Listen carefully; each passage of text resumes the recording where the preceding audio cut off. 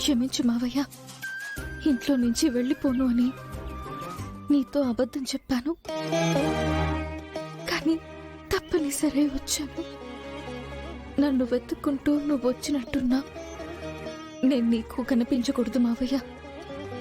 నేనెక్కడున్నానో నీకు తెలియకూడదు.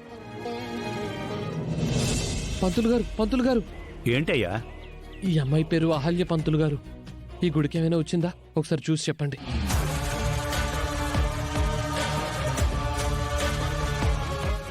పంతులు గారు, ఈ ఉంగరం ఇస్తున్నాను. ఈ ఉంగరం తీసుకుని మా బాబు పేరు మీద అన్నదానం చేయించండి. ఈ అమ్మాయి ఇక్కడికి వచ్చిందయ్యా. తన బాబు ఇంద్ర పేరు మీద, తన భర్త గౌతమ్ పేరు మీద అర్చన అన్నదానం చెయ్యమని చెప్పింది. ఎప్పుడొచ్చింది పంతులు గారు? ఇందాకే వచ్చిందయ్యా. ఇప్పుడు ఎక్కడికి వెళ్ళింది పంతులు గారు? ఏమోనయ్యా, అర్చన అయిపోగానే ప్రసాదం ఇచ్చాను, అది తీసుకుని వెళ్ళిపోయింది. ఎక్కడ ఉంటుంది చూడండి. నేను ఇక్కడే ఉంటే మావయ్యకి కనిపించేస్తాను. ఇక్కడి నుంచి వెళ్ళిపోవాలి.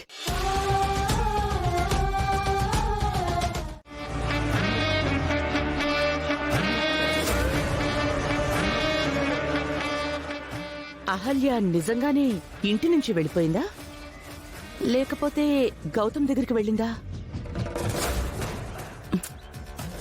మనకెలా తెలుస్తుంది? ఎంత ఆలోచించినా నాకేమీ తట్టట్లేదు.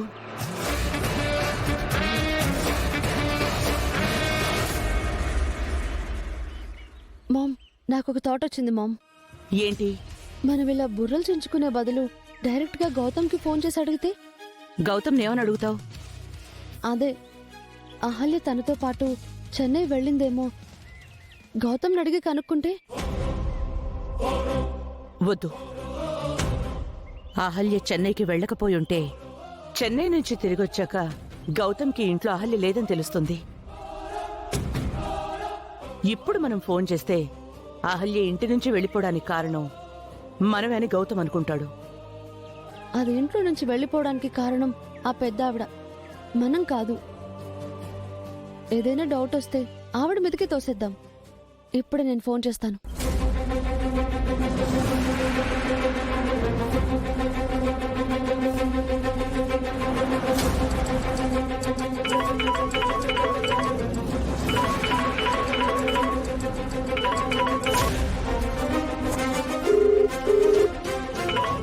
అదితి ఏంటి నాకు ఫోన్ చేస్తుంది?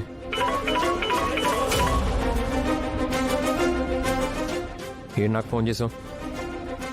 ఎక్కడున్నావు గౌతమ్? నేను ఎక్కడున్నానో నీకు తెలీదా? చెన్నైలో మెడికల్ కాన్ఫరెన్స్ ఉందని ఆకాష్ నీకు చెప్పలేదా? చెప్పాడు, కానీ చెన్నై వెళ్ళావో లేదో అని చిన్న డౌట్ వచ్చి ఫోన్ చేశా. నీకు ఆ డౌట్ అక్కర్లేదు, నేను చెన్నైలోనే ఉన్నాను. కాన్ఫరెన్స్ లో ఉన్నావా లేక హోటల్ రూమ్ లో ఉన్నావా? ఎందుకు అలా అడుగుతున్నావు? ఏం లేదు, కాన్ఫరెన్స్ లో గైనకాలజీ డిపార్ట్మెంట్ కి సంబంధించి ఏదైనా సబ్జెక్ట్ వస్తే అది కొంచెం రికార్డ్ చేయి. ఇక్కడికి వచ్చాక నేను తీసుకుంటాను, నాకు యూజ్ అవుతుంది. ఈ విషయం అడగడానికి ఫోన్ చేసావా? అవును. ఇంకొక విషయం, చెన్నై కాన్ఫరెన్స్ కి నువ్వొక్కడివే వెళ్ళావా లేక నీతో ఆలియా కూడా వచ్చిందా? ఎందుకు ఇలా అడుగుతున్నావు? ఏం లేదు, లాస్ట్ టైం హైదరాబాద్ కాన్ఫరెన్స్ జరిగేటప్పుడు నీతో అహల్య కూడా వచ్చింది కదా, ఇప్పుడు కూడా అహల్యని తీసుకెళ్లావేమో అనుకున్నాను. లేదు, అహల్య ఇంట్లోనే ఉంది, నేను అక్కడనే వచ్చాను. షోరా?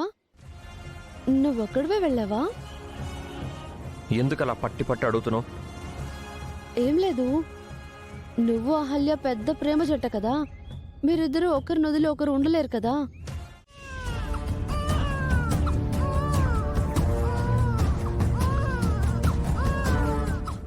ఊరుకో ఇంద్రా, ఏడవకు. రే, ఏడవకురా, అమ్మ వచ్చేస్తుంది, కాసేపు పూడ్చుకోరా.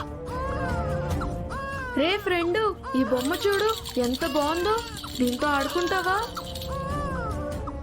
అహల్య వచ్చే వరకు ఇంద్ర ఏడుపు ఆపుడేమోనండి.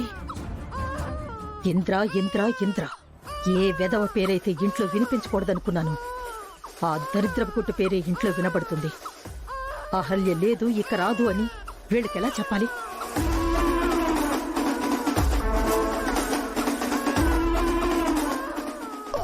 అబ్బబ్బబ్బబ్బబ్బా ఏదో ఒకటి చేసి వాడి ఏడు పాపమ్మా.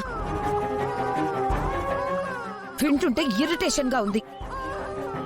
పసిబిడ్డ ఆకలేసి అమ్మ కోసం ఏడుస్తూ ఉంటే ఎలా ఆపమంటావే? అహల్య వస్తే గాని వీడు ఏడు పాపిలా లేడు. అసలు అహల్యకు తన బిడ్డంటే ఇష్టం ఉందా లేదా? అలా ఎలా వదిలేసి వెళ్ళింది అత్తయ్య గారు? రాజు అహల్య ఎక్కడా? తను తీసుకొచ్చావా? లేదు సార్, అహల్య అమ్మగారు గుడికైతే వచ్చారని పంతులు గారు చెప్పారు.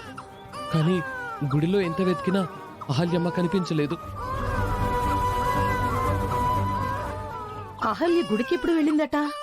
అదేంటత్తయ్య, అహల్య గుడికి వెళ్ళుంటుందని మీరే కదా అన్నారు. అహల్యమ్మ చిందాకే గుడికి వెళ్ళి బాబు పేరిట, గౌతమ్ బాబు పేరిట పూజ చేయించిందటమ్మా.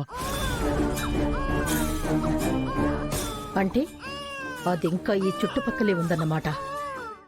ఈ ఊరు వదిలి వెళ్ళలేదన్నమాట. గుళ్ళో పూజ చేశాక ఇంటికి రావాలి కదా, ఇంకా రాకపోవడం ఏంటి? ఎందుకు రాలేదు? అట్నుంచటే షాపింగ్కి వెళ్ళిందేమో. ఆవిడ గారికి బిడ్డ గురించి తప్ప మిగతా అన్ని విషయాలు కావాలి కదా.